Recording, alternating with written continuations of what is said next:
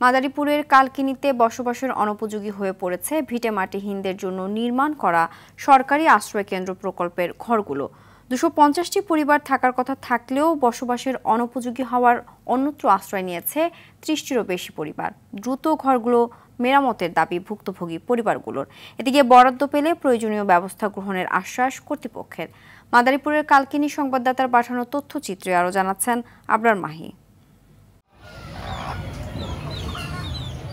কালকিনির রামচন্দ্রপুর গ্রামে 2002 সালে সেনাবাহিনীর অধীনে বাস্তবায়ন করা হয় ছায়াবিথি নামের আশ্রয়ণ প্রকল্প। এই প্রকল্পের অধীনে ঘর নির্মাণ করে পুনর্বাসন করা হয় গৃহহীন 250টি পরিবারকে।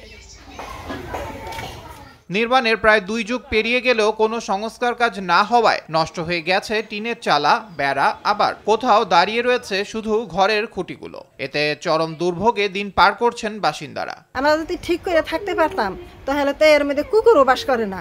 আমরা যে এর মধ্যে থাকি অনেক কষ্টে থাকি। ওই ঘর ঢুকাবো সরকার যদি আমাকে ঠিক করে দেয় আমরা শান্তি মতো থাকতে পারি। বাড়ি নেই, ঘর নাই। বৃষ্টি আইলে ঘরের ভিতরে কোনো কাপড় চুপড় মানে হান্ডি পাতিল সব ভিজা পুরা মানে বাইরে আমাকে থাকা অনেক ভালো। 250টি পরিবার প্রায় 1200 মানুষ খুব কষ্টে বসবাস করছে। উপজেলা প্রশাসন বা জেলা প্রশাসন এদের সুদৃষ্টি কামনা করছে। ঘরগুলো সংস্কারের জন্য বরাদ্দের অপেক্ষায় রয়েছে উপজেলা প্রশাসন। গুচ্ছগ্রামে থাকার যে ঘরগুলো সেগুলো অনেকাংশে ব্যবহার অনুপযোগী হয়ে পড়েছে। তো আমরা বিষয়টি ঊর্ধ্বতন কর্তৃপক্ষকে অবগত করেছি। কর্তৃপক্ষ যদি আমাদেরকে আবার গুচ্ছগ্রাম সংস্কারের জন্য কোনো বরাদ্দ প্রদান করেন সেক্ষেত্রে আমরা পরবর্তী প্রয়োজনীয় ব্যবস্থা গ্রহণ করব। সরকারের যথাযথ পদক্ষেপে ঘরগুলো আবারও বাসযোগ্য হয়ে উঠবে এমনটাই আশা স্থানীয়দের। আবরার মাহি, RTV।